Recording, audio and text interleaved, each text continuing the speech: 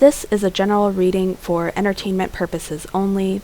Watching my content does not constitute an advisory relationship such as therapy or legal counsel. I am not a certified medical or therapeutic professional, and my readings do not constitute professional advice. My readings are for confirmation of what you already intuitively know for yourself, not to get answers from me. General readings like this are like forecasting the weather for the entire planet.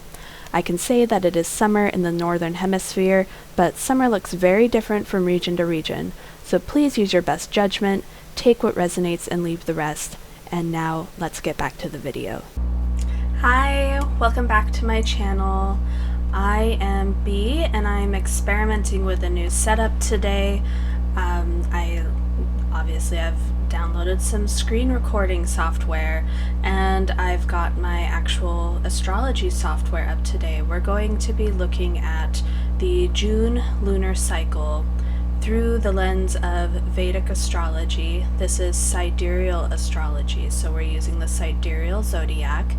This differs from a lot of mainstream and Western astrologers, so when you hear me talking about the signs that the new moon and the full moon are going to be occurring in, and the transits that we're going to go over, you may find that the signs are different from what other astrologers are saying. This is because we use different zodiacs, or rather, we use the same zodiac, but it's calculated in the sky differently. And if you want to learn more information about that and why astrologers calculate the zodiac in different ways, you can head to my website, moonlodgemystic.com, and under the astrology section, there's an Astrology 101 tab that you can look at, and I've written some articles explaining basic astrological concepts, trying to get the information and the technical side of astrology a bit more accessible to laymen, because it's very interesting and it's useful information, in my opinion. So, I have my screen right here. I have the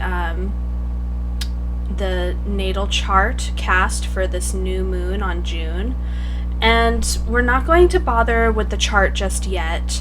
Right now we're just going to be looking over the transits that are occurring from this time period of the lunar cycle, because the planets might change signs within a single lunar cycle, and I find that I think it's better and probably easier to digest if I do the overarching transit forecast separately from the moon's cycle itself, because these background transits really are kind of like the bread and butter in a way of what we're going through, whereas the lunar cycle is kind of more how we integrate it and perceive and experience it. So with that being said, I've got my notes here, and we are starting with this lunar cycle. It starts June 17th on the new moon, and it's going to extend through July 2nd, which is the day before the next new moon. That's a lunar cycle. The active transits during this lunar cycle, we have the Sun transiting Gemini from June 15th to July 16th. So even in the next lunar cycle, the Sun is still going to be in Gemini a little bit. But Sun at this point is just starting to enter Gemini. Mercury is moving from Taurus into Gemini June 24th. So as of this recording, or rather as of this lunar cycle, Mercury is starting out in Taurus, and Venus is still transiting Cancer, and then Mars, which has been debilitated in Cancer for a while now, will be moving over to Leo on June 30th. And then we have Jupiter and Rahu in Aries. Jupiter is going to be in Aries until April of next year, and Rahu and Ketu have been in this Aries Libra cycle for about a year and a half now. We're coming up on the end of it. They're starting to approach the point where they are ready to transition into different signs later in the year. And then Saturn, which entered Aquarius earlier this year, like in February, is retrograding in Aquarius starting on the new moon, and that will last until November 4th. So there are some aspects that are occurring from these transits. From Cancer, Mars aspects Libra, Capricorn, Aquarius.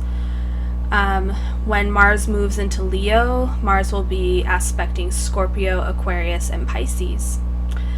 And then while Jupiter is in Aries, Jupiter is aspecting Leo, Libra, and Sagittarius. And Saturn from Aquarius is aspecting Aries, Leo, and Scorpio.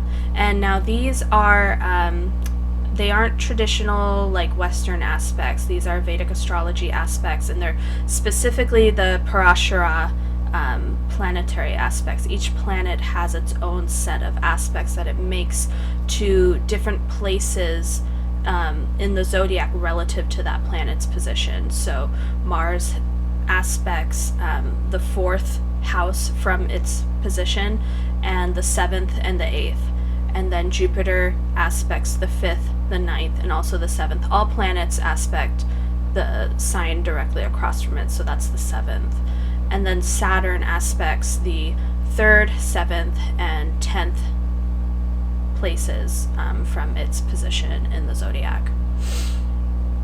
So getting down into breaking down what this is all about. So Sun entered Gemini a couple days ago, or June 15th. This recording is going to be published June 10th, I believe. So in a few days, the Sun will enter Gemini. And Gemini is an air sign. It's ruled by Mercury. And Mercury, you have to think about what Mercury represents. Mercury represents like communication, the discriminating intellect. It's this sign where speech is really central to his mechanism of action. Technology, communications, commerce, economy, all these things have to do with people coming together and communicating with each other and engaging with each other. So that's why COMM, that root word, communicate, commerce, things like that, tends to get associated with Mercury. And then Mercury also gets associated with like merchanting and mercenaries, so all these mercs. Again, there's this like, we're in the element of the air with the intellect, and so speech, you think about sound waves, they travel through the air. Gemini is all about this exchange of information in particular. So we're going into the more intellectual side of Mercury when we're in Gemini. Whereas in Virgo, it can be a bit more about, we're in the earth element. So it's working with materials and materiality, resources, and things like that. When the sun is in Gemini, the sun is really like brightly intelligent, right? But it's kind of fun and playful because Mercury is very laid back. Mercury is he's like a little prince, and so he's like the trickster. He likes to joke around and be very playful, and in that way he's very clever. The sun starts to take on those qualities when he's in Gemini. And really there's this appetite and curiosity for learning more about something. So people right now are very curious. They're very interested in like how can they expand their knowledge in something, and what kind of dialogue or setting can they do that in. So it can be like distance learning, it could be taking a new class, it can be connecting with a peer group, and kind of just learning from other people's experiences, but there's this element of communication involved. Sorry, my dog was barking. So when the sun is in Gemini, the sun can be very sociable, very like wanting to talk to people. We're just like, yep. And right now, the sun is not suffering any afflictions, so it's a relatively from the sun's perspective, the transit is not going to be challenged. So like sun represents our sense of power, our confidence, feeling like self-esteem and leadership. So when the sun is afflicted, we have this tendency to have like a bruised ego. We struggle to feel powerful and to feel, to really feel ourselves, to feel proud of ourselves. When the sun is not afflicted, then it's not so difficult to feel those things. We're able to feel a lot more confident when we're approaching our learning and studying and trying to get this new information. So even though we might be a beginner at something and starting something new, it's like we're able to just kind of relax into that process. It's a little bit easier to be a beginner right now. Moving on to Mercury. So Mercury previously was in Aries, and that was really turbulent during the eclipse cycles and the last couple lunar cycles, because we had the presence of Rahu there in Aries. And this, so particularly during the eclipses, this was in like late April, early May, people were feeling like they couldn't see the future. You couldn't really figure out like, where is everything headed? What's going on? How can I make a decision right now when I don't have all the information available to me? And feeling like you're kind of like losing your grip on like, where am I headed? And when Mercury is kind of caught up in that confluence of, eclipse patterns, our mind takes on that unstable type of frenetic energy where it's like, oh my god, I really want this particular outcome, and I'm really worried that it's not going to happen. And there's this tendency towards impulsive decision making that can really derail our trajectories and our plans and where we'd really like to be. But Mercury moved into Taurus. Mercury is moving into Taurus like just a few days before this recording comes out. So June 7th is when Mercury moves into Taurus. I'm recording on June 6th, so he's currently like crossing over, leaving Aries and getting into Taurus, and this is going to bring a lot more stability to the mind. In Aries, everyone's really heated and agitated. Speech becomes more impulsive and reactive and even aggressive. And then we move into Taurus, where everyone just wants to feel like their chill out break, like Taurus always reminds me of like a hippie or someone like chilling out on a chaise lounge and just like eating their snacks, and they're like, yeah, life is good, and they're not so concerned with the reason. Taurus is not anxious about having control and proceeding to and acquiring their desires and things like that is because they've laid down a stable foundation. There's like this solid ground beneath them, and so because they feel that support of the earth, they don't have to freak out. There's like reliability and stability. So this is where, if we're talking from a financial perspective, like you're not worried because you have set up like a good budgeting plan that is solid, it's reliable, it gets you, like it doesn't really change much from month to month. It takes into account the natural fluctuations of income and like incidentals and stuff like that. And so you don't have to worry about having enough. You just know that it's there. Now, when it comes to this, Mercury being in Taurus, now apply that to Mercury. Mercury representing commerce, economical things, and speech and stuff like that, and our intellect, our mind, our mental body. Things are feeling a lot more secure. Like the ground beneath us is solid again. And so we're able to take our time with decision making. and really assess a situation before jumping into something. Mercury is going to be moving into Gemini later in this lunar cycle. When that happens, Mercury rules Gemini, and so Mercury is going to be really comfortable in his own sign. He's going to be really in tune with this, all those things that we were talking about with the Sun in Gemini, this learning experiences, gathering new information, wanting to share information with people, wanting to really talk and communicate with people.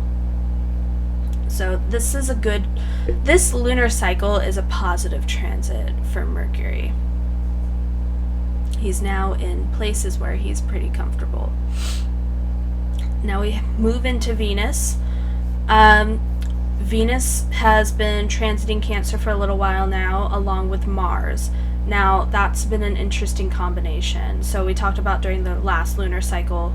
I'm going to jump to Mars for a second. But, so Mars in Cancer is debilitated.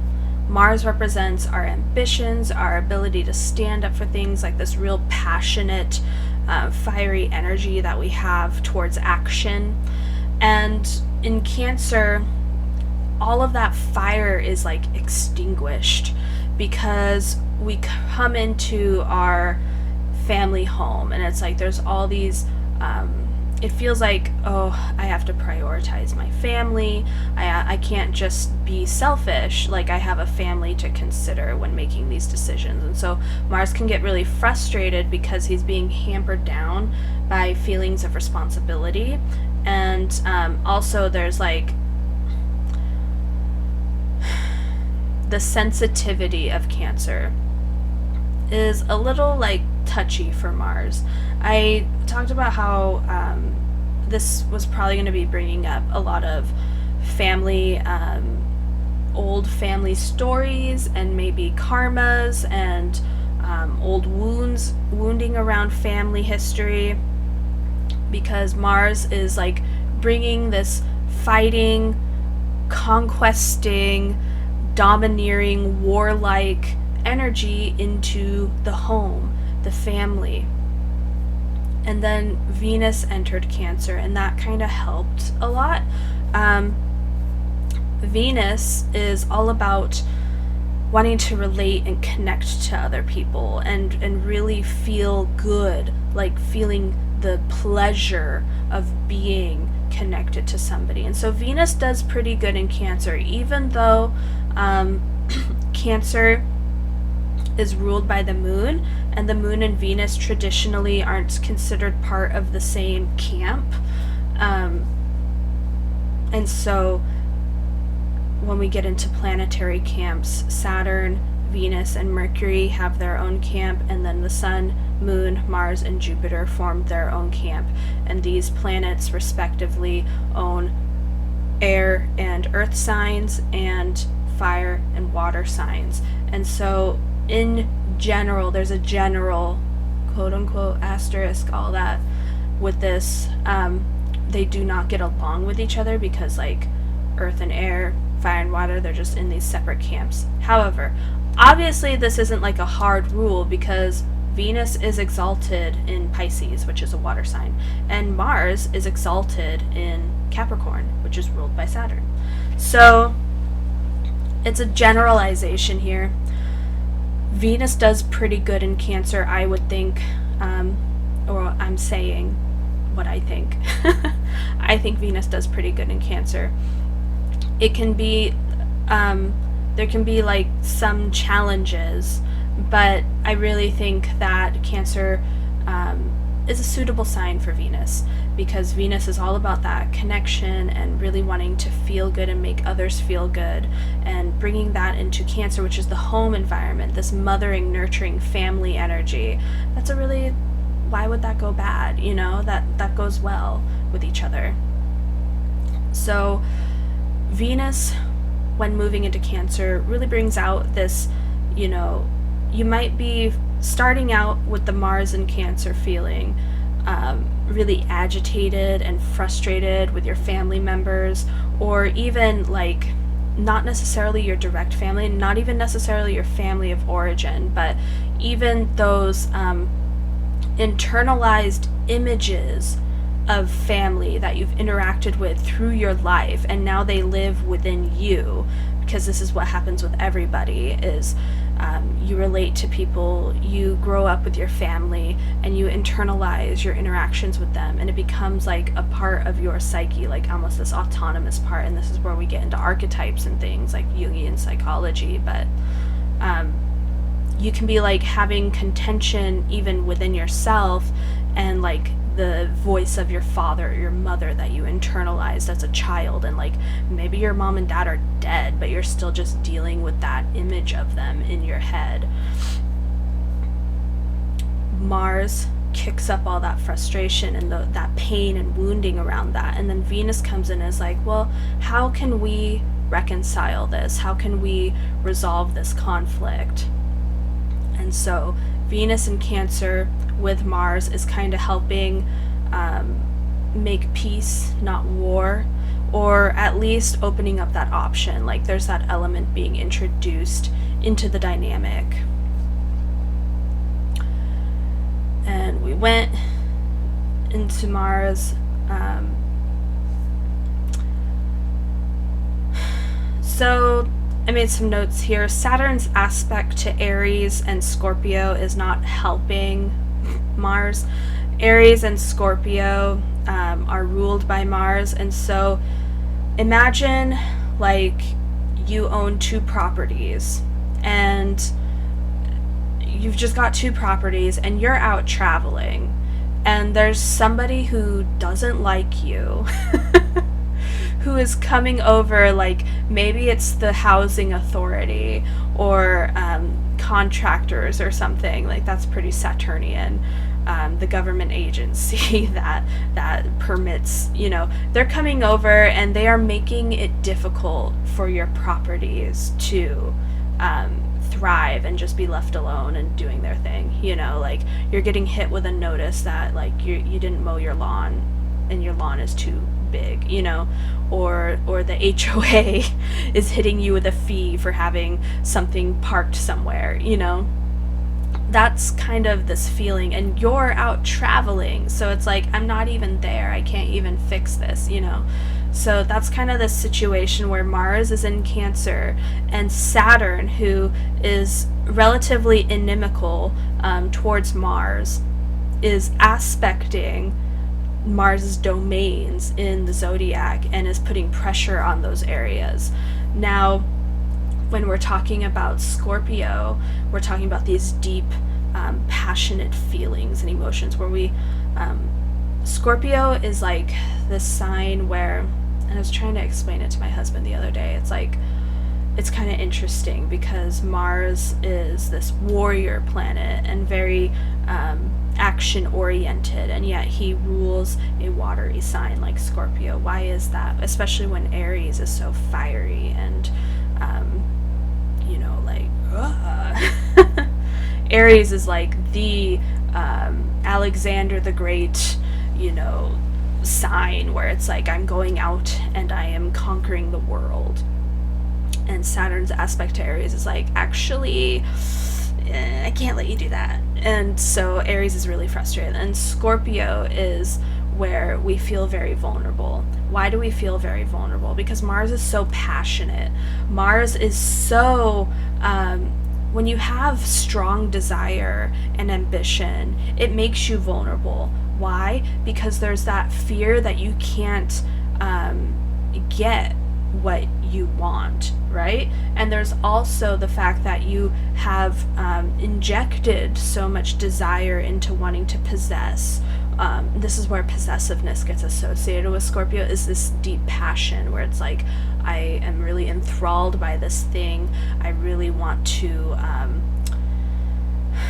I get this like image of like water bursting and crashing down. So that's like where I get like intuitive interpretations of things. But there's just all of this feeling put into wanting to pursue something or love something or devote oneself to something, that when things don't work out or they don't live up to your expectations, that creates a severe wound. And Saturn's aspect to Scorpio kind of makes us focus a bit more on that, because Saturn, in a way, is where we focus. It's like where we're very committed and doing hard work and everything. And so Saturn's aspect on Scorpio is kind of like, oh yeah, remember that time when you were like 10 and you really wanted a pony and your dad couldn't get you a pony, and then you saw Sally across the street got a pony and that really hurt, That's a very just off the fly example, but really it can be way deeper than that. It doesn't have to be so superficial. So that aspect from Saturn is kind of challenging right now. Mars is also aspecting Aquarius, and right now, like while in Cancer, he's aspecting Capricorn, so it's kind of like they're mutually aspecting each other and in a way kind of frustrating each other.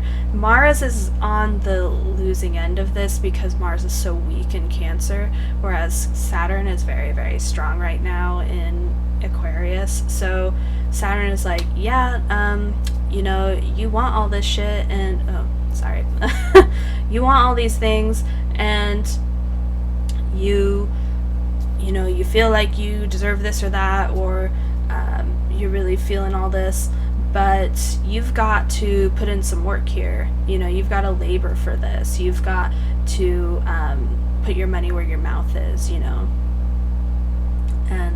Mars tends to not like that.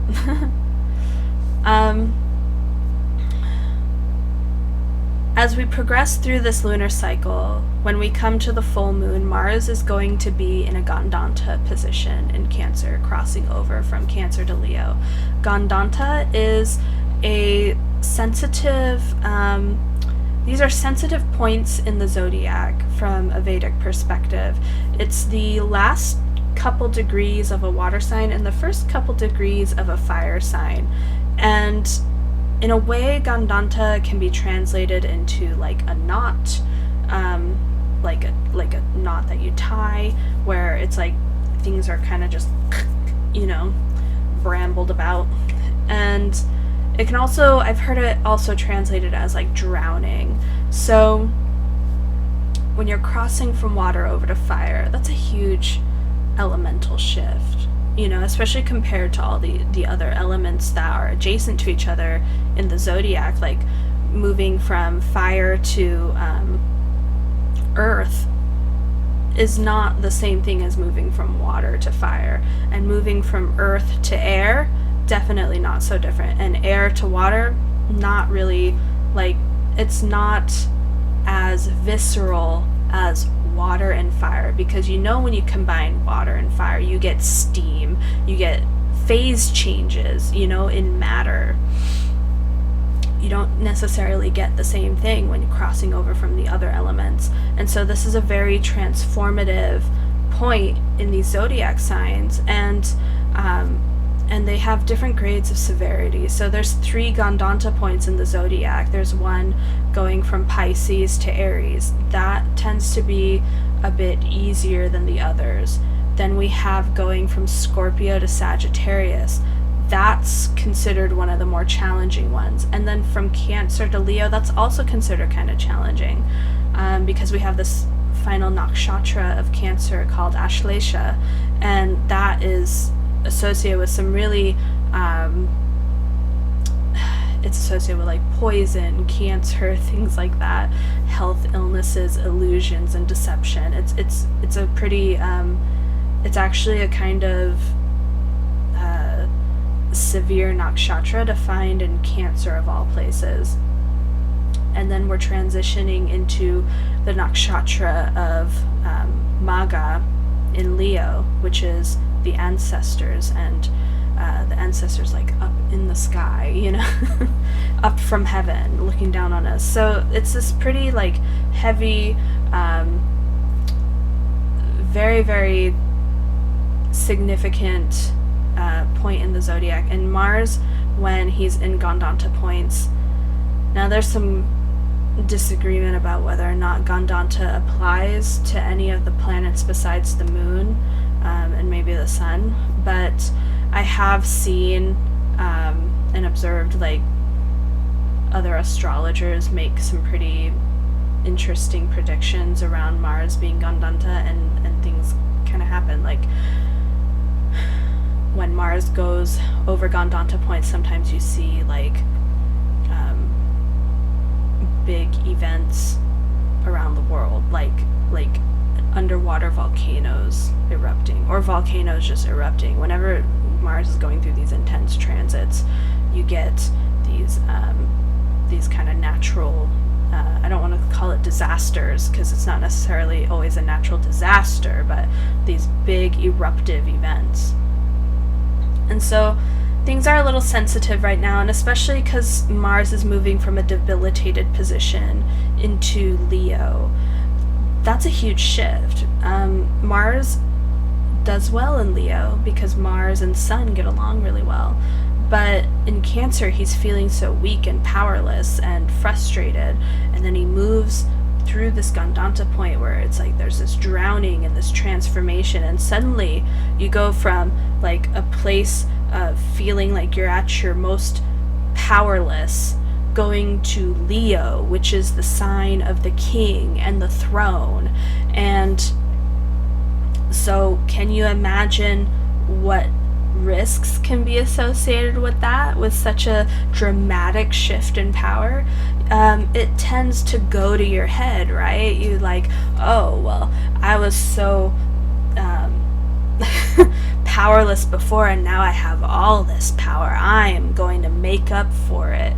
And so there's a tendency to overcorrect for your sense of powerlessness once you come into this feeling of like being on top of the world with Leo. There's a real risk for, I guess, egomania with this going on. It's not too bad because we do have the direct aspect from Saturn going towards Leo. And Saturn, while retrograding, is also very powerful. Retrograde planets, we'll get into that a little bit later, but basically Saturn is very powerful during retrograde, and retrograde planets in general are very powerful. It's literally when they are the brightest in the sky from our perspective.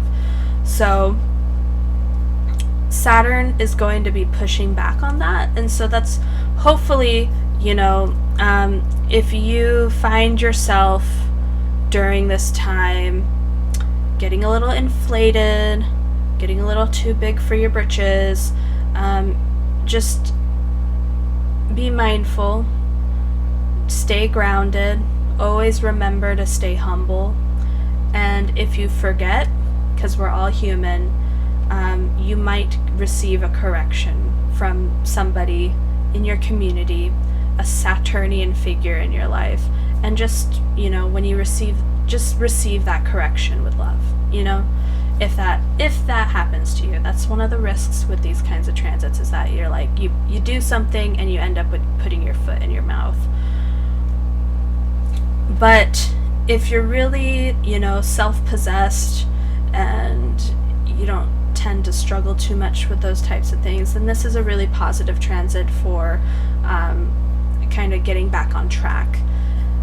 Mars going through Cancer is not his most productive. When he gets into Leo, he's like, oh, okay, nothing's stopping me now. I'm king. I get to call the shots. And so your desires and ambitions are going to get like a little boost from this transit with Mars and Leo. And then now we're moving on to Jupiter with Rahu and Aries.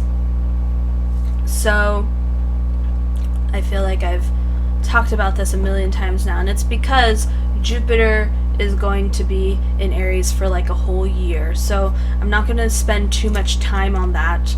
But Jupiter in Aries is very driven to learn and gain knowledge, taking initiative to enact his ideals. Jupiter is like represents our ideals and idealism, so our ideals. These are like from a philosophical type of perspective, you know. Of course we have like, you know, this would be my ideal vacation, going to Hawaii or something. But when it comes to your values and the things that matter to you in life, and it's not just values or things that matter to you, it's the philosophical idea. Idea is at the root of the word idealism. So it's these ideations about how you think the world ought to be, so to speak, or like spiritual wisdom and lessons and teachings that you've integrated. Jupiter in Aries is very much about taking initiative to embody those things, to really actualize those ideals. Now, with Rahu present, now Rahu is a malefic, and this means that he tends to create instability. He's a shadow planet, so there's this gray area, you know, it's not dark, it's not light, it's shadow, so it's murky, and that's why the nodes get associated with like intoxication, illusion, deception, and things like that.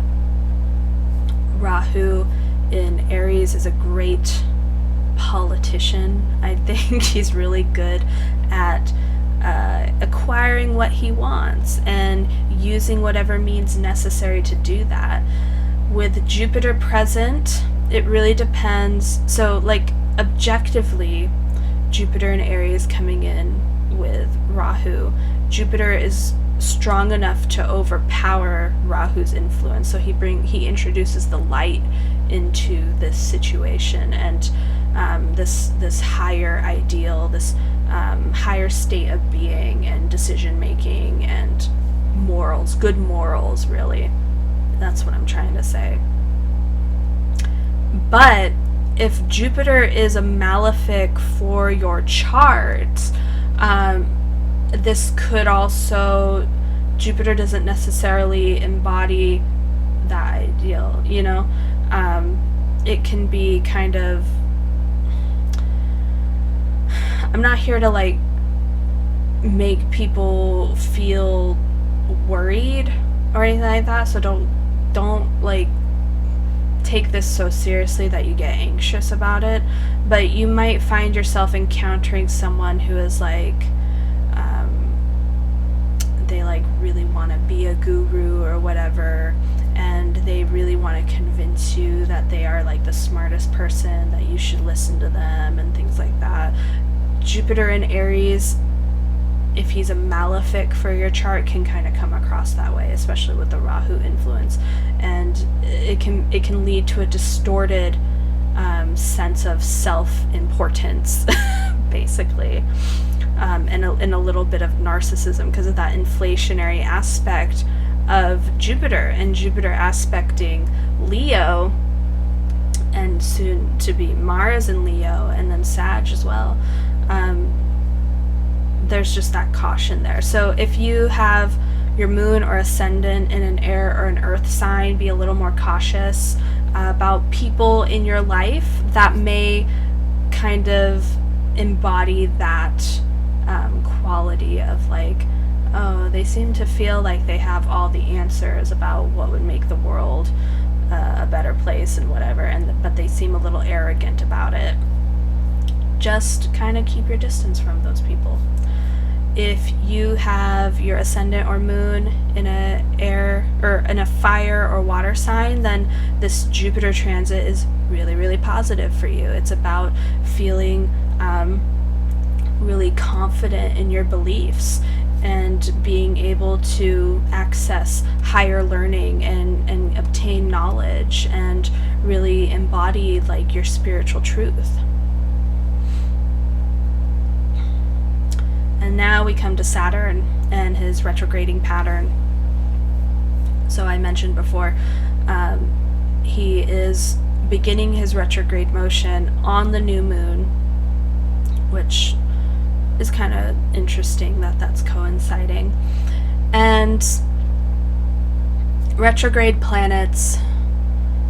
So retrograde planets appear their brightest in the sky when they are retrograde. So if you went outside while Saturn is retrograde and looked for him in the sky, you would see he's shining quite brightly compared to other times of the year.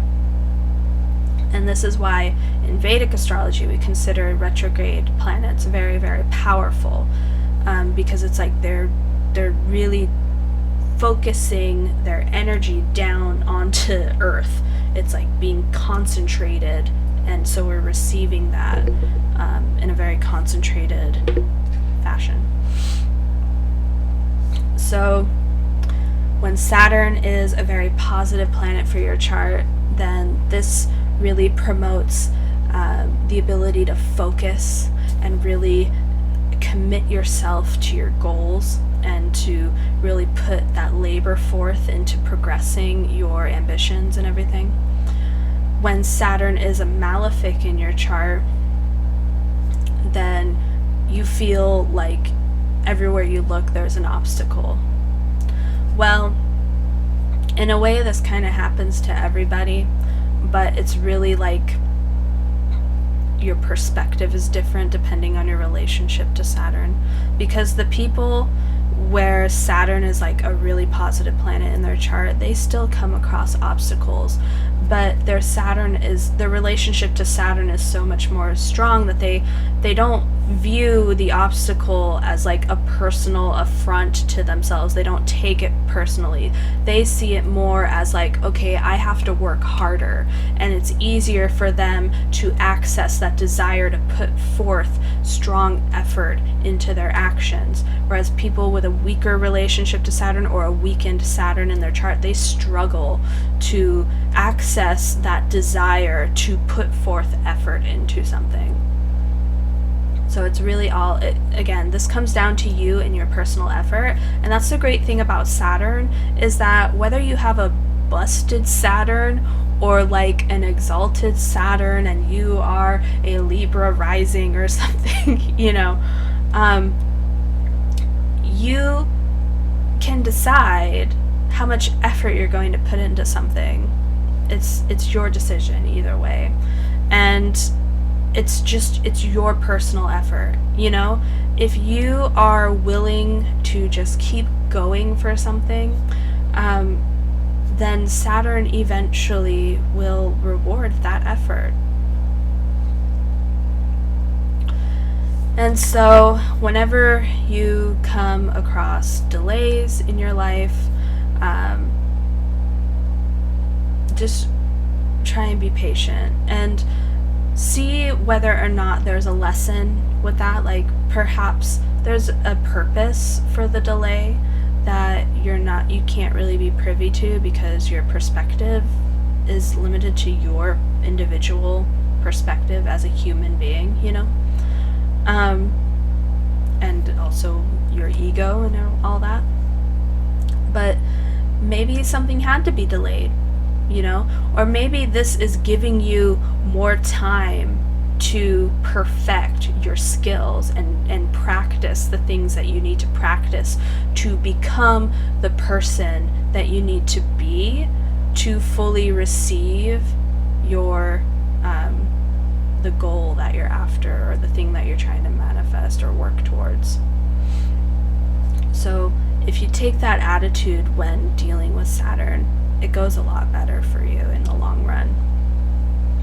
Granted, I'm not trying to advocate for people to spiritually bypass, which is ignoring when things are frustrating or don't feel good, and just trying to engage in like toxic positivity. That's not my advice.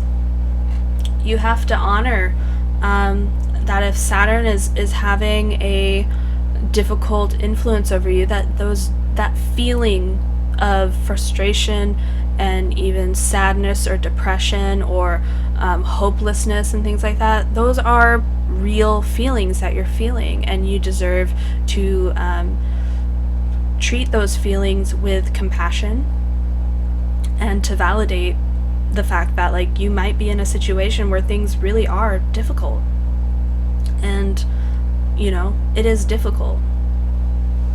So don't invalidate yourself when putting this advice into practice. Make sure that you are validating the fact that you might be experiencing a difficult time, or you might be feeling frustrated, or like things aren't progressing the way you want to, and that sucks. But also try and be patient and recognize that you can use the time that's being made available to you through delays and obstacles and whatnot to better yourself and to keep improving yourself.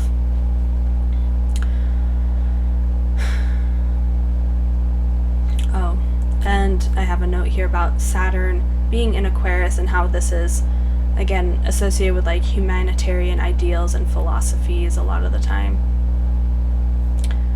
Saturn really wants to hold people accountable.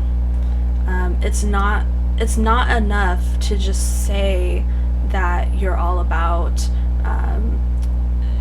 universal love or diversity and equity and whatnot. You have to actually, or honesty and integrity and stuff like that, you actually have to act in a way that embodies those ideals and values. So Saturn is the one that really holds people accountable when it comes to those things. So just keep that in mind. I guess one example that I have to share about this is like last week I was booking a hotel for a night and I made a mistake and booked it for the wrong night. And I reached out to the company to try and correct it, and they absolutely refused to work with me. They basically refused to refund me for my issue, and even though I had, within minutes of making the incorrect booking, I had recognized the issue and reached out to try and get it reversed.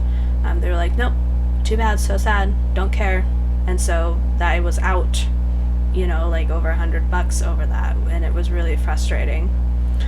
And I just felt like that was like on a moral level kind of wrong. It's like, okay, I would have got it. I would have understood if I'd made the booking and it was supposed to be for that night, and then I decided like, no, actually, never mind. I would understand. But when it's like you made a human error in the actual booking process, then that deserves to be forgiven, in my opinion. And so then recently I had an opportunity to kind of put that philosophy into practice because I had listed an item on eBay to sell, and I received a message that someone bid on it, and then that person messaged me like, oh god, I put my bid in on accident, can you cancel this for me?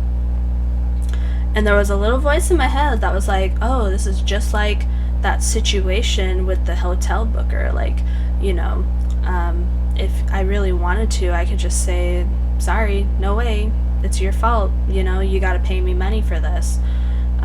Ultimately, I couldn't find a setting that would let me cancel his bid, but he was able to find a setting that allowed him to cancel the order, and I was able to approve that and keep him off the hook from that purchase.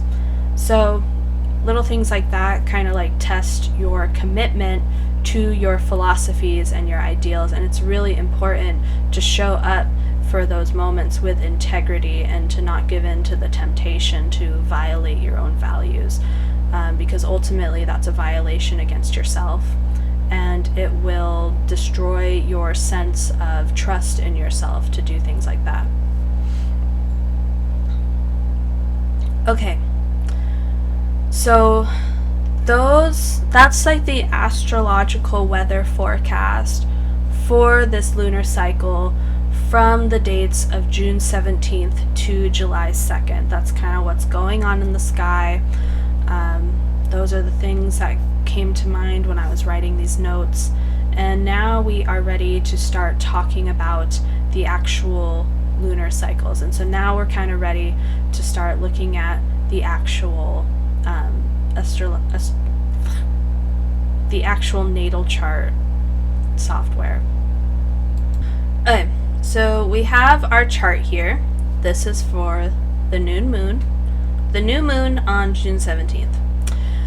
Now, if you are new to Vedic astrology, this chart looks a little crazy, especially if you're coming over from Western astrology. I do have an article on my website, and I'll link it in the description, but it is an article describing chart structure and how to read an astrology chart. So I use the North Indian style because it's, in my opinion, the most similar to the Western wheel. I know people will say South Indian is the more similar because it creates like a box kind of wheel-like structure, but it goes in the opposite direction, and that always trips me up. Whereas these ones, the zodiac sign, go in the same, they flow in the same direction as the Western wheel. But with the North Indian style, the ascendant is always this top square here. And so you have the top square, and you have AS for ascendant, and then you count the houses from this going counterclockwise. So this is the first. This little triangle here is the second house. This little triangle here is the third house. And then this square here is the fourth house. And then the fifth house, and then the sixth house, seventh house, eighth house, ninth house, 10th house, 11th house, and 12th house. Now, I like this style because you have the Kendra, or the cardinal houses, all in the central square here, and really, in a way, these are like the more important houses because you really want to see how planets are interacting with these areas of a chart. But for our purposes, we're just looking at the new moon. So I'm going to set the ascendant to the moon here, and we are evaluating this chart like this, as if the moon is, as if this is a natal chart for the new moon, with the moon as the ascendant. And so the way I'm giving this overview is really relative to the perspective of this moon.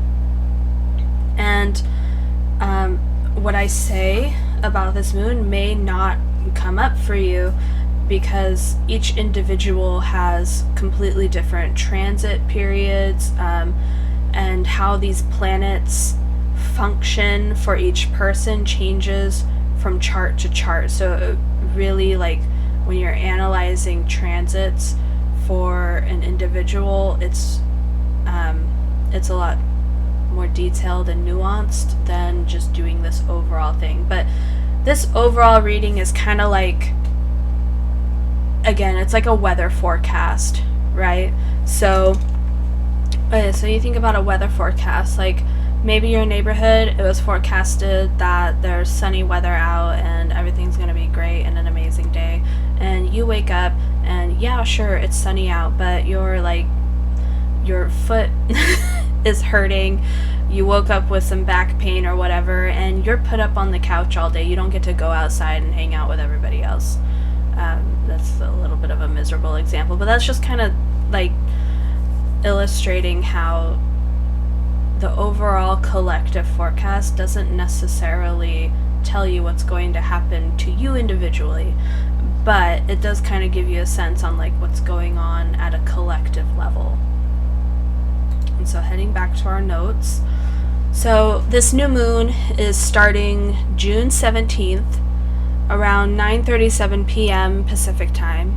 It's happening in the zodiac sign of Gemini, and it's happening in the nakshatra of Mrigashira, which is ruled by the deity Soma, which is another name for the moon. Or there's also an association with Brahma and Daksha, which is kind of like an earlier form of Brahma, but that isn't so relevant to this, I think. In general, Mrigashira is associated with this, it's associated with procreative power, creativity, and also this, this state of like pleasant being, of experiencing pleasure and delight. So Soma is the fountain of youth, the nectar of the gods. In a way, it can also be related to psychedelics, because soma, somatosensory, somatics, and stuff like that. It's like this sensory perception type of experience. And soma is often referred to as like a substance that is ingested. And Shiva was kind of had like a bad reputation as being like that hippie guy that drinks soma, you know. So there's you can kind of think like, oh, maybe this is like psychedelics, where you're having that transcendent sensory experience and whatever, and receiving spiritual knowledge. The symbol of Mrigashira is a deer's head, which is related to the seeking and grazing nature of a deer. So deer are always searching for food. They're just like meow meow meow on the mowing down on the grass and always searching for more. And this kind of talks about like a philosophical lesson about pleasure seeking in general, and understanding that enlightenment and transcendent spiritual bliss isn't found out in the material world. Like, you don't go out and find it, you experience it from within, and it's like it's always there, it's always accessible. So for this new moon, it's occurring in the Gemini portion of Mrigashira, which is ruled by Mercury. And so, like we talked about before, Gemini is concerned about the exchange of information, talking and communicating, and also like media, newsstands, things like that. So news feeds and everything. When I think about Mrigashira and this concept of Gemini being associated with information exchange, I personally think about the way that we have become more isolated through technology. We're always looking for that next hit of dopamine, scrolling through feeds and like inundating ourselves with information overload. And I really see as a new moon, I've talked before about how new moons are vulnerable. When the moon is dark, it's at its least powerful. And what does that mean? Relative to what? It doesn't necessarily mean it's like a messed up moon. But what it does mean is that like when the moon is bright and full, it's like it's more extroverted. It's like, oh, let's hang out with people and just have a really good time, type of moon. Whereas the new moon is like, I don't have the energy to feel that way. It's just not, that desire just isn't there. Instead, it's a lot more introverted. It's like, oh, I'm not really feeling so great. New moons tend to just be a bit more withdrawn from our environment and more internal. And so I really think that during this new moon, like these issues with kind of understanding that technology can't really fulfill our desires for connection and engagement with others, and that information overload isn't really helping us refine our intellect. It's really just serving as a distraction from feeling unpleasant, really, and having a void, right, that's trying to be filled with like social media and tech and doom scrolling and whatever. It's a lot easier, because I don't know anybody that legitimately derives like fulfilling pleasure from scrolling or like being in front of a screen all day. Everyone I meet, when I tell them that I don't have social media, or that I've severely limited my interaction with screens and stuff like that, people tend to be like, oh god, I wish I could do that, and I'm just sitting there like, well, why can't you? We've kind of like talked ourselves into this box of convincing ourselves that like we can't escape social media and technology and the stranglehold that it has on our attention span and our the way we function from day-to-day life.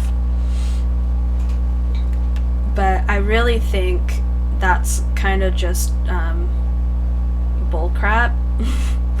And I think really what this is that there's like this fear of actually looking at what is creating the desire to distract ourselves, you know. And when we're talking about Gemini, we're probably talking more at like a societal thing, like politics, government, and the state of the earth, and news headlines. They're so freaking depressing. Yeah. So kind of waking up to the fact that it's like, I'm not satisfied with the way things are, right? And kind of wanting to pull back from being constantly plugged in, or at least kind of taking time to kind of reflect on how that impacts people. And I know that it's like we've been talking about it for years, and yet I don't think a lot of people are necessarily taking action on the very well established knowledge that we have about the detrimental effects of being constantly turned on and constantly tuned in to mainstream media, news feeds, content creators even, and the way this fatigues us, not just cognitively, but emotionally and spiritually as well.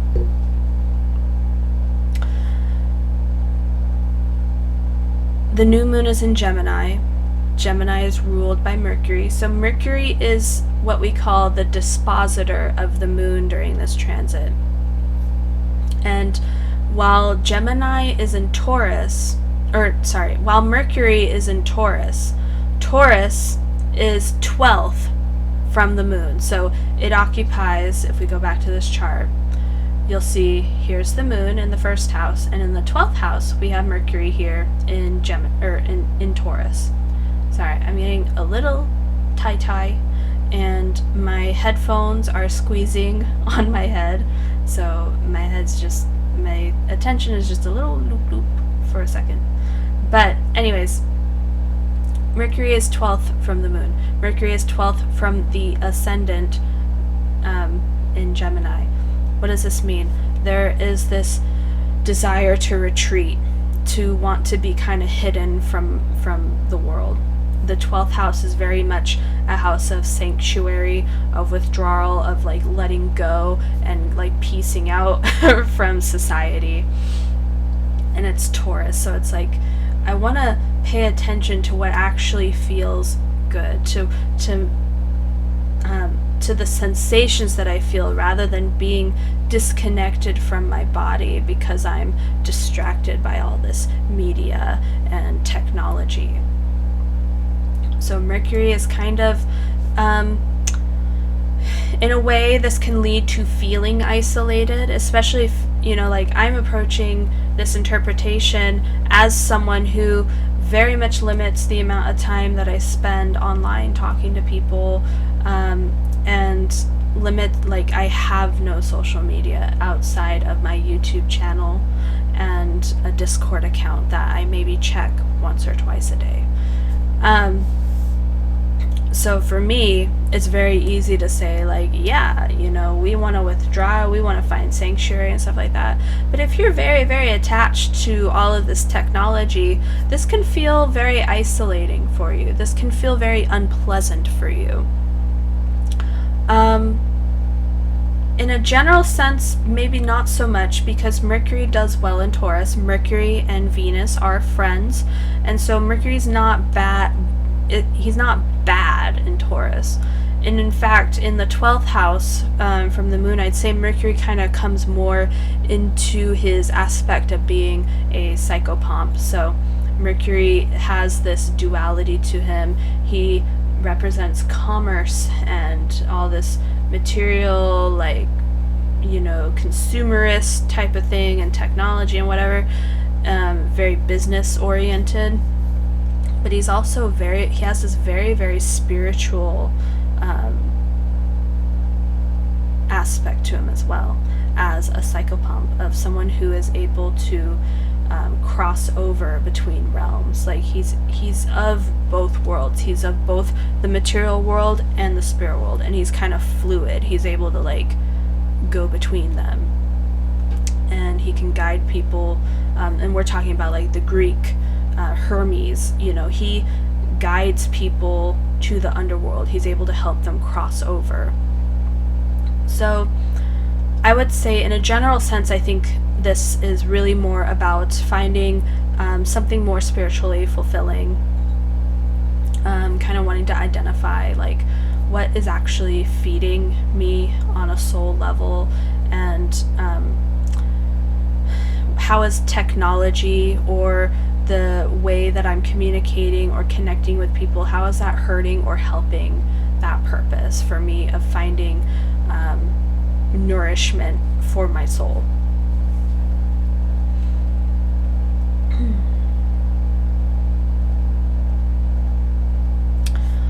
Relative to the moon, Venus and Mars are in the second house. So the second house is associated with like early childhood experiences, the things that we took in from our environment and how that impacted us mentally and emotionally. A new moon, again, a vulnerable moon, with this Venus and Mars dynamic in Cancer, I would say we're still grappling with our family karmas and our childhood, you know, and how that had an impact on the way that we perceive our present world. And we're especially focusing on how that has impacted our perception. I see a lot of young people who struggle to feel safe in this world, and they struggle to feel secure. Where does that come from? That usually comes from a struggle to have had their attachment needs met as a child. Now, I'm not here to say that everybody who experiences this feeling has been neglected or abused or anything like that, because that certainly isn't the case. But society, like as a society, we kind of have cultivated a culture that leaves parents unavailable to attend to the emotional and cognitive needs of their children. And this started, I think, like around the 80s and 90s. And this was really more so, this is kind of, I'm talking more about the fallout that I haven't seen a lot of people mention from our economic decline. I'm trying to think of how I want to word this. In the last 30 or 40 years, households with children increasingly have become dual income households, where both parents must work full time to be able to support their family. This usually leaves children basically being raised in daycares or by, you know, their schools and teachers. Now, if we want to get into attachment theory, and I really ought to just keep this a bit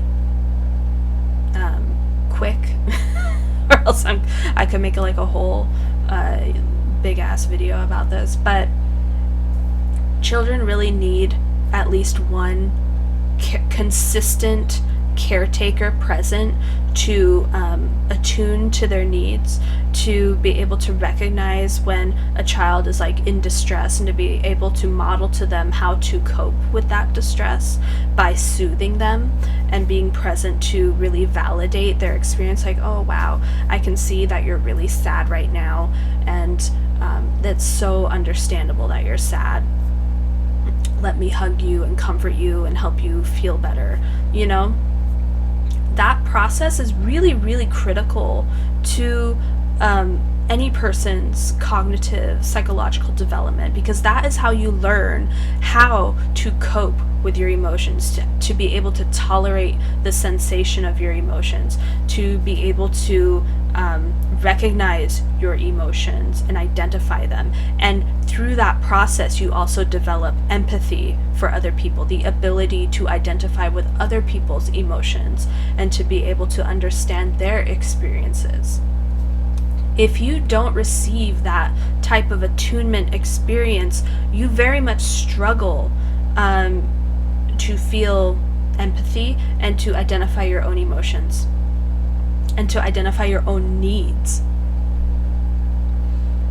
And I think we can kind of all agree that that type of experience, like, a lot of young people are struggling with that. And it's not exclusive to young people. I've certainly met my fair share of older individuals who go through that as well. But I'd say, like, it's almost like an epidemic among the youth, that they struggle to feel safe and secure. They struggle to identify their emotional needs.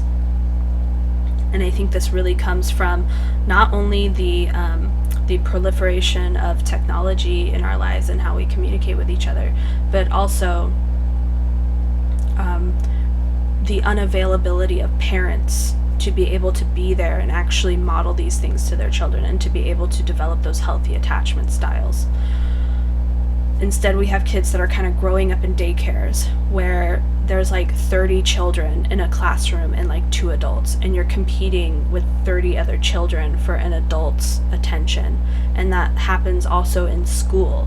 You know, you're in a classroom of 30 children, maybe, you know, even if it's a small classroom, which small, like maybe 15 or 20 children, that's still a lot, you know. You're not able to get your needs met in that type of environment, your emotional needs met. And then you come home and your parents are working, or they're so tired from working and they're preoccupied with like making dinner and getting everything put together. So I think we're kind of having like a spotlight moment on how this has impacted people, and what if you grew up in that environment, you know, how did that impact you, and the way that you are able to connect with your environment, and the way that you were able to integrate the lessons. You know, like, if you grew up with very unavailable parents and caretakers, what was the story that you took away from that? That's what the second house is about, because the second house is it's our speech and our resources and things like that, but it's also like stuff you put in your mouth, and it's like the things you take in and absorb. So, and we talked about how Mars in Cancer and Venus in Cancer is kicking up all these family karmas and things like that. That's kind of how it all comes together. So I'm stepping off my little soapbox for now. I wasn't expecting all of that to come out in this episode, but kind of some questions to consider that may be coming up for you, like, was I nourished enough as a child? Like, did I receive enough attention from the caretakers in my life? How has not, you know, like, if the answer is no, that I didn't get enough, that I didn't receive enough, how did that impact your relationship with resources, money, food, and technology, and the way you might be distracting yourself? Like, sometimes, you know, like, do you eat with distractions on? Are you numbing out when you're eating? Are you numbing out when you're just sitting at home and relaxing? You know, do you not know how to be comfortable at home? And again, this comes back to the ultimate question when we're talking about the moon. Do you feel safe in the world? You know? Because if you experience a severe lack of being able to have had those emotional needs met, feeling that you couldn't depend on the caretakers in your environment to be there when you needed them, you will grow up to become that person that doesn't have faith in the world, that feels like the world is not a safe place, because we kind of externalize our experience of mother and father out into the world. The universe becomes mother, and the universe doesn't feel safe because my experience with mother is that she didn't give me enough, she wasn't there the way I needed her to be. And sometimes, again, it's completely innocuous. It doesn't always mean that there was abuse in the home, or that the parents were malignant narcissists or anything like that. Sometimes it simply was that, one of them could have been sick and unable to live up to what they, and it was through no fault of their own. Sometimes they just had to work. Sometimes shit just happens, but regardless of whether or not you were a victim of abuse or not, if you didn't get your needs met, you need to work through that and kind of help heal that, because you might be looking to other things to fulfill those needs, and they're not things that can fulfill those needs. Like, if you needed healthy connection and security and engagement with your family, and you didn't get that for one reason or another, you might be turning to technology and social media and things like that to get those needs met. And it's like you're using the wrong tool to get the job done, right? And so you're going to result in depression and frustration and things like that, because you're not getting those needs met. And I'm sorry, but social media just plain can't meet those needs. So, wrapping it back around to the moon transit, Jupiter is occupying the 11th house from the moon, and relative to the moon, Jupiter is the ruler of the 7th and the 10th house.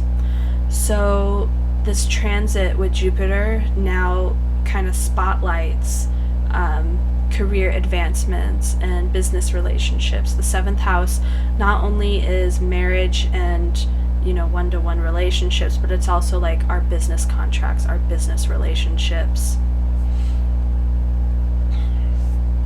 So during this new moon, Jupiter is actually pretty powerful. He's occupying within Aries. Sorry, I had a couple burps. So Jupiter is actually pretty powerful during this new moon, because he is occupying a section of Aries that belongs to the Amsa of Cancer. So this is where we get a little advanced. This is the divisional chart, the 9th divisional chart in Vedic astrology. So the D9 or the Navamsha chart. And we use this chart to kind of confirm the strength of a planet within the main natal chart. And so the Navamsha chart is not a natal chart. Even though it's drawn that way, it's not a natal chart. It's representing, really, each zodiac sign is divided up into little sections, and if a planet falls in one of those sections, it's in that Amsa.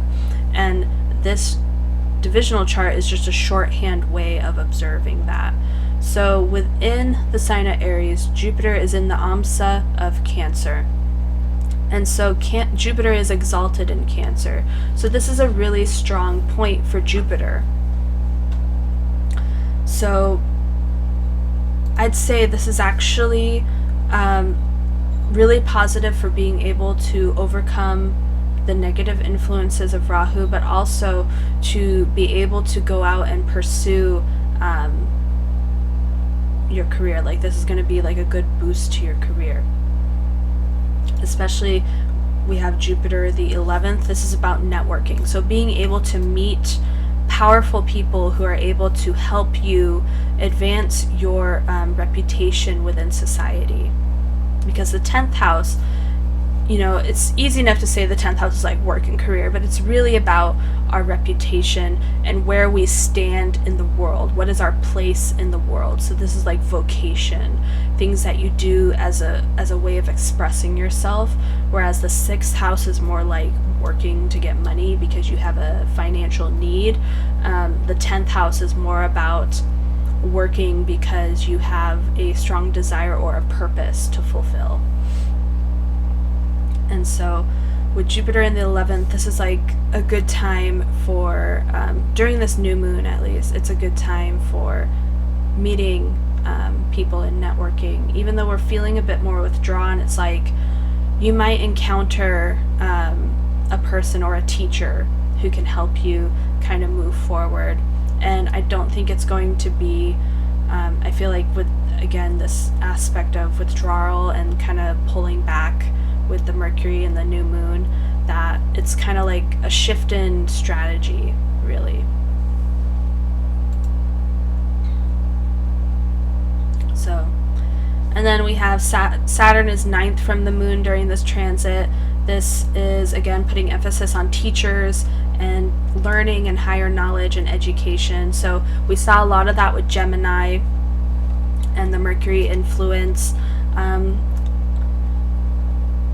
So it's kind of interesting how these transits kind of oscillate between, like, you know, we can be talking about family karmas and how we struggled in our childhood and how that impacted the way that we carry ourselves today and how we feel secure and confident in our environment. And then there's all this stuff about career and business and networking and finding business partners and whatever. It feels like really severely polarized, I guess, but that's just kind of how things go sometimes. Yeah, with Saturn, he's aspecting Aries, so, and Saturn has a good relationship to Gemini, and he's also aspecting the 3rd house, which is self-expression and artistry and writing. It's also siblings. Yeah, and then he's also aspecting, what is it, Scorpio? So this is the 6th house, so this is work, work-life balance, taking on greater responsibility, finding new educational opportunities, finding new teachers that can really help you advance your skill set and get you on the path that you want to be on. And especially a sense of purpose. Ketu in Libra and 5th relative to the moon. I didn't touch on this in my notes, but this is kind of like, the 5th house is our mind, and it's also like our learning and the way we apply ourselves to study, and it's our heart's desire and things like that. And it's a Dharma house.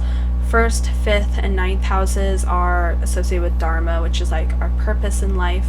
And with Ketu in the 5th house, it's like you might be feeling like you're letting go of an old way of thinking or an old purpose, and you might be coming into knowledge of a new purpose, of a new type of way of being that you might be interested in. K2 in the 5th house can also lead to like a more introverted, withdrawn type of mental mind. So maybe withdrawing from old communities and things like that, or old patterns and habits, really, I think. Because I think with Jupiter and Rahu in the 11th, I think that's kind of more searching for new types of communities.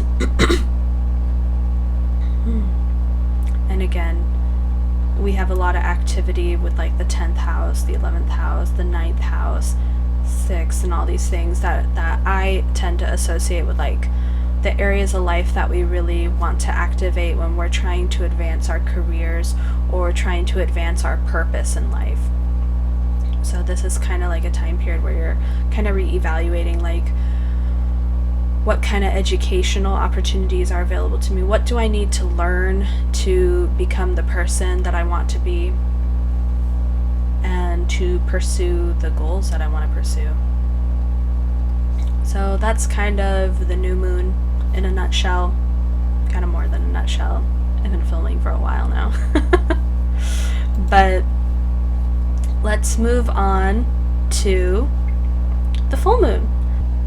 So now we're coming up on the full moon, which is July 3rd, around 4:38 a.m. Pacific time, happening in the sign of Sagittarius and the nakshatra of Purva Ashada, which is ruled by the goddess of water, Appas. Now, I have to correct a mistake that I made earlier in this video. I said that the lunar cycle extended to July 2nd. It's actually July 16th. I guess I just got mixed up. So, we're actually covering about a month's period of time here in this whole video. So, let's get into this full moon, which is happening in Purva Ashada. We see now that the moon is in Sagittarius, Sun and Mercury are now in Gemini. Well, Mercury is now in Gemini with the Sun. Mars is now in Leo. And everything else is pretty much the same, just flipped, because the moon is the ascendant, and the moon is now in Sagittarius, which is opposite of Gemini. So let's talk about Purva Ashada. This is a part of a pair of nakshatras. There's the Purva Ashada and Uttara Ashada. These are the Ashada pairs. Purva means before, and Uttara means after, and Ashada, the word itself, means like victory or success. It also means invincible. And the symbol of the Ashada nakshatras is the elephant tusk, which is associated with Lord Ganesha, the remover of obstacles. And also, the Dasha Lord associated with the Purva Ashada is Venus. So we have this influence of Venus. We also have this, and the influence of Venus is more indirect. This is like a asterisk type of footnote about a little bit more advanced knowledge of Vedic astrology, but the planets that are associated with the nakshatras do not rule the nakshatras. The deities rule the nakshatras. The planets are more like they denote the dasha sequence that a person is born into when their moon falls into these nakshatras. And so if you were born with a moon in Purva Ashada, then the Mahadasha or planetary time period that you were born into is the time period of Venus, because Venus is associated with Purva Ashada. And so your mind is imprinted upon by the karmas of Venus in your chart at an early age. And so Venus has an indirect influence over Purva Ashada. And if you have other planets in Purva Ashada, like your ascendant or your like Jupiter or Sun or something like that, then these planets become activated during the dasha of Venus. And so those planets kind of get a Venusian influence on them as well. But it's not the same thing as, Purva Ashada is not influenced by Venus. It's more the individual's perception is influenced by Venus. And it really depends on where Venus is placed in their chart and so on. But irregardless, there is a lot of feminine influence in the nakshatra of Purva Ashada. And this is about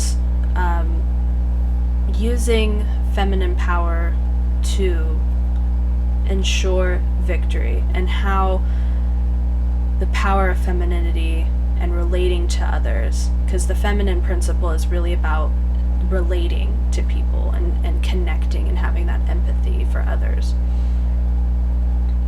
How that is used and is critical to becoming invincible and becoming victorious over our ambitions and goals and whatnot. And why is that? Well, we can really turn to political activism and movements to illustrate this point, but women really are kind of the masterminds behind a lot of political movements, because they were the ones that stayed at home and whatever, and so they would go out and talk to people and organize people around a single cause, and that's how movements formed. And so that's the power of the feminine, and that's the kind of power that's being tapped into with the Purva Ashada Nakshatra, is this, we have this goddess of water. Well, what's the significance of water? Think of the watering holes in the savannah and how all the animals will gather around this one watering hole. Water is life-giving, it's life-supporting and nourishing and cleansing and soothing. And when we access this type of archetype within our lives, we're able to attract people and feed them and give them the resources that we need to help them come on board with our causes and objectives.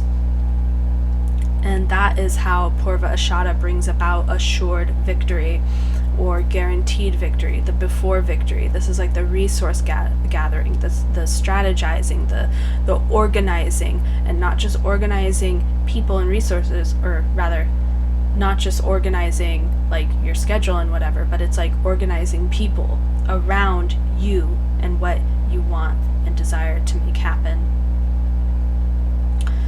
And so I really see this transition into the full moon as kind of like rediscovering our new strategy, right? We come into contact with new information now that Mercury is coming into Gemini, and now that Mars is moving into Leo. We've shaken off, maybe identified how we are still like kind of being influenced by self-limiting beliefs that we learned from childhood, and letting that go and kind of overcoming it. And now we are able to learn new things and come into possession of new information that allows us to revisit our strategy for advancing our objectives in life, or our purpose, or career, or whatever. And especially with Mars moving into Leo, we're going to be feeling a lot more ambitious and able to act on our desires and goals.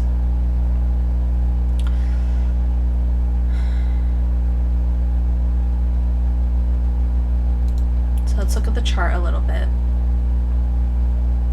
So Mars occupies the 9th part of the sky. This again, you know, we're having that same interaction.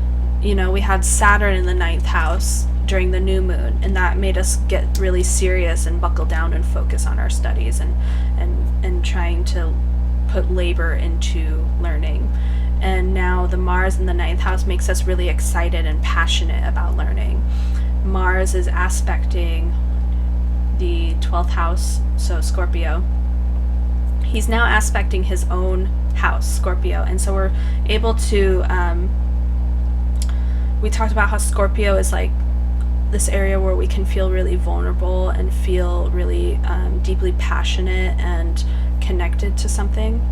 And with Mars aspecting Scorpio as well as Saturn, first Scorpio was kind of suffering a little bit from that aspect from Saturn, and now Mars is able to kind of back himself up. If we go back to the analogy of like, imagine you own 2 properties and you're away and not able to deal with the issues that are going on there, but then you're able to go to a friend's house and use their phone, you know, to make some calls and get some things figured out. That's kind of like what the position Mars is in now. So Mars is able to aspect Scorpio and kind of tidy up things around in that area.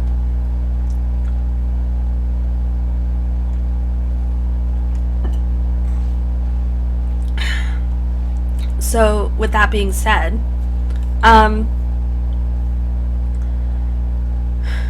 we feel more connected to what we're passionate about.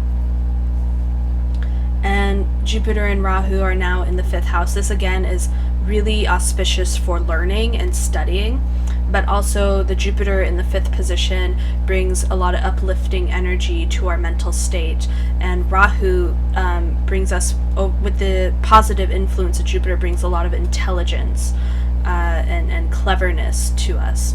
And then Sun and Mercury together in Gemini creates a yoga for intelligence as well. And then we have Sun and Mercury are actually in the 7th house relative to the moon. So the moon, from the moon's perspective, the moon is looking outwards, and there's the Sun and Mercury. So he's able to see sources of support, and especially with Mercury and Venus here being benefics, the moon has a much more positive perspective on the lay of the land than he did previously when he was a new moon. Whereas when the moon was here, he looked over in this direction and it's like, where is everybody? There's just Saturn over here and Ketu over here. You know, that's not a very positive outlook. The outlook now is like, oh, look at all this going on over here. It's a lot more positive. So Moon is feeling more supported during this time. Moon is also in Sagittarius. Moon in Sagittarius is a lot more philosophical, a lot more optimistic and idealistic, and feeling like, you know what, I actually have a vision here and I can see it working. And being able to see like a pathway forward. I think that's the influence of Purva Ashada, is that we have like some more direction this time around, whereas before the new moon was more about withdrawing and reassessing what our direction is and kind of figuring out like what do we need to make a decision here and what can we reevaluate. Now it's like, oh, actually I have like a very clear vision now and I know exactly what I want to do, and I feel very empowered to take steps to do those things.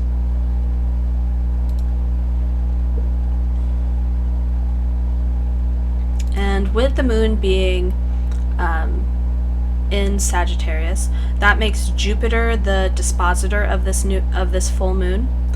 And again, Jupiter's in a very powerful position here. He's aspecting Mars, he's aspecting Sagittarius. It's a very, very positive effect over the moon and our feeling of feeling capable again. Like we feel very capable during this time. And so this full moon cycle is going to extend out to July 16th. That's going to kind of conclude the transit of Sun through Gemini and everything, and things are still kind of like, I don't think any planets are really going to be shifting during that time, but this is kind of the landscape for the later half of this lunar cycle. And going into mid-July, we're going to feel I think people are going to feel inspired again. They're going to they're going to receive some type of information or a teacher or encounter a mentor or something like that, or some type of learning experience that is going to help them look at where they're going in life with a new, fresh perspective that it feels inspiring and uplifting, and really access a sense of strong motivation to take action, to move forward with their goals. And that is, you know, about all that I'm seeing with this astrological forecast. I hope that I was pretty clear in my delivery of information. I'm really kind of excited to have tried this new setup. This might be how I do my lunar cycle videos from now on. And yeah, the advice during this time is just kind of, it's kind of the same as always, just take it easy. Take opportunities when you're not feeling well to go inward. Whenever you feel like you want to go outward and start blaming people or confronting people and whatever, or being like, that person does this, that, and I don't like it. Go inward first and try and identify like what is my what do I need from this situation? Have I had a boundary violated? Did they do something that made me feel sad? Why did I feel sad from that?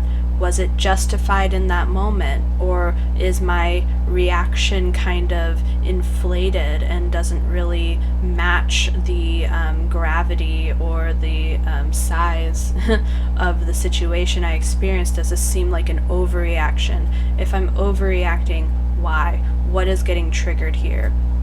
If you can do that in your day-to-day life, then you don't even need these forecasts, because you'll be able to weather anything that comes your way. And just kind of being open to new information. If you're feeling curious or interested in learning something new, I would say go with that. I think that this lunar cycle is really supportive of learning new things, of really kind of tying up and investigating the way like your stories that you tell yourself are kind of holding you back a little bit, and releasing that. It's kind of like wrapping up the shadow work that I talked about from the previous lunar cycle. I think the new moon is kind of wrapping that up and kind of getting to a point where we're able to reflect and identify where change is needed and where we might be lacking expertise or knowledge, and that we need to obtain new knowledge and skills. And then the full moon is where we're going to really feel like confident that we are on the right track and that we are ready to really move in a new direction that feels inspiring to us. And so now I'm really wrapping up. Thank you so much for coming to my channel. Please like and subscribe if you enjoyed this content, and please leave your feedback in the comments. I really appreciate hearing how people connect to my content. And when this is coming out, I am currently appearing at the Linwood MeWe Fair. This is at the Embassy Suites in Linwood. There will be more information in my video description, but that is happening Saturday, June 10th and Sunday, June 11th. I will be there at my own table offering readings and also selling some of the merchandise that I make. I crochet cute little stuffed animals, and I have little like keychains and bracelets that I craft and sell, and also art prints of my watercolors. But also, if you're just interested in like a tarot reading or an astrology reading or even a dream interpretation service, I can provide that at the fair. And so thank you very much for being here, and enjoy this lunar cycle. Thank you. Bye-bye.